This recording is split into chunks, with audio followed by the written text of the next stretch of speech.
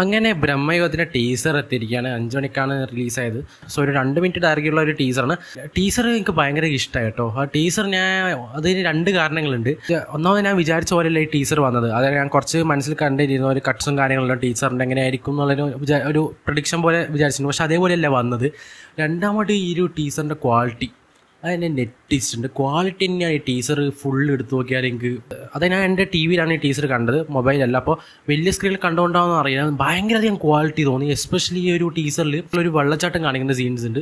അതൊക്കെ എന്ത് രസമാണെന്ന് അറിയാം. ഒരു ടീസറിൽ ബ്ലാക്ക് ആൻഡ് വൈറ്റ് ആണ് ഓൾറെഡി അറിയാം. ഈ ഓരോ ഫസ്റ്റ് ലുക്ക് കുറേ അധികം പോസ്റ്റേഴ്സിൽ ഇറക്കിയിരുന്നു. അത് ഫുൾ ബ്ലാക്ക് ആൻഡ് വൈറ്റ് തന്നെയാണ്. അപ്പം നമുക്ക് ഓൾറെഡി പ്രഡിക്റ്റബിൾ തന്നെയാണ്, ബ്ലാക്ക് ആൻഡ് വൈറ്റ് തന്നെയായിരിക്കും സിനിമ എന്നുള്ളത്. ആ ഒരു ബ്ലാക്ക് ആൻഡ് വൈറ്റും ഒരു വിഷ്വൽസും കൂടി വരുമ്പോൾ ഭയങ്കരധികം ക്വാളിറ്റി ഈ ഒരു ടീസറിന് എനിക്ക് ഭയങ്കര ഫീൽ ചെയ്തു. സോ അത് ഞാൻ ഫസ്റ്റ് എനിക്ക് പറയാനുള്ളൂ. സോ ടീസറിൽ കൂടുതലും കോൺസെൻട്രേറ്റ് ചെയ്തിട്ടുള്ള അർജുന അശോകൻ്റെ ക്യാരക്ടർ. അർജുന അശോകനെ ഞാൻ ഈ ടീസറിൽ കുറച്ചും കൂടി സ്ക്രീൻ സ്പേസ് കൊടുത്താൽ എനിക്ക് തോന്നിയിട്ടുള്ളൂ. ബാക്കിയെല്ലാ ക്യാരക്ടേഴ്സിനും ഈവൻ മമ്മൂട്ടിനൊക്കെ ലാസ്റ്റത്തെ ഒരു സംഭവം കിടിലാക്കി വെച്ചിട്ടുണ്ട്. ലാസ്റ്റ് ആ ടീസറിൻ്റെ ക്ലൈമാക്സ് പോർഷനാണ് മുപ്പത് ആ ഒരു പ്രസൻസും കാര്യങ്ങളും കാണിച്ചത്. സോ അതിൻ്റെ അകത്തുള്ള കുറച്ച് 2-3-4 ക്യാരക്ടേഴ്സിനൊന്നും ടീസ് ചെയ്ത് കാണിക്കുകയാണ് ചെയ്തിട്ടുള്ളത്.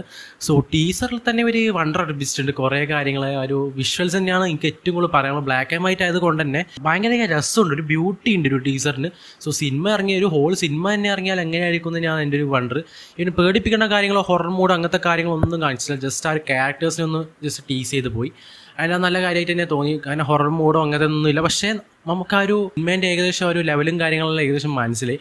സോ ഭയങ്കര പ്രതീക്ഷയുണ്ട് സിനിമയ്ക്ക് വേണ്ടിയിട്ട്. ടീച്ചർ എനിക്ക് ഭയങ്കര ഇഷ്ടമാവുകയും ചെയ്തു. ഈവൻ ഇപ്പം തന്നെ കുറേ പോസ്റ്റേഴ്സും കാര്യങ്ങളെല്ലാം ഇറങ്ങിയിരുന്നു. പോസ്റ്റേഴ്സ് ഒന്നും പറയേണ്ട ആവശ്യമില്ല, അടിപൊളി പോസ്റ്റേഴ്സ് തന്നെയായിരുന്നു. ഈവൻ റീസെൻ്റ്ലി മമ്മൂട്ടീൻ്റെ ഒരു കിടിലം പോസ്റ്റർ ഇപ്പോൾ അടുത്ത് തന്നെ ഇറങ്ങിയിട്ടുണ്ടായിരുന്നു. സോ അതൊക്കെ വെച്ച് ടീച്ചർ കമ്പയർ ചെയ്യാൻ ഒന്നുമില്ല.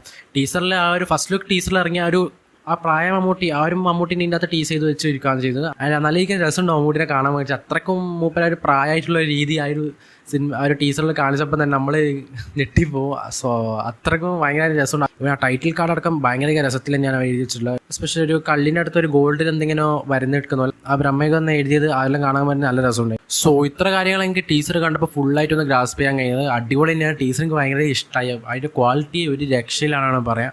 ആ വിഷ്വൽസൊക്കെ നല്ല പക്കയായിട്ടുണ്ട്. ആ ഒരു ബ്ലാക്ക് ആൻഡ് വൈറ്റിൻ്റെ ബ്യൂട്ടിയൊക്കെ എടുത്ത് കാണിക്കുന്നുണ്ട്.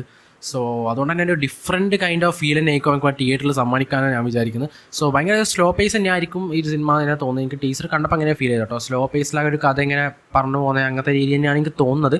സോ മമ്മൂട്ടിൻ്റെ ഒരു ക്യാരക്ടർ, ആ ഒരു വില്ലനേഴ്സ് എങ്ങനെയാണെന്ന് കാണാൻ വേണ്ടി കാത്തിരിക്കുകയാണ്. സോ കേരള സിനിമയ്ക്ക് വേണ്ടി കട്ട വെയിറ്റിംഗ് ചെയ്യുന്നത്. ടീച്ചർ എന്തായാലും എനിക്ക് ഭയങ്കര ഇഷ്ടപ്പെട്ടു. സോ വീഡിയോ ഇഷ്ടപ്പെട്ട ചാനൽ സബ്സ്ക്രൈബ് ചെയ്യുക, സപ്പോർട്ട് ചെയ്യുക. സോ അടുത്ത വീഡിയോ വീണ്ടും കാണാം. നന്ദി.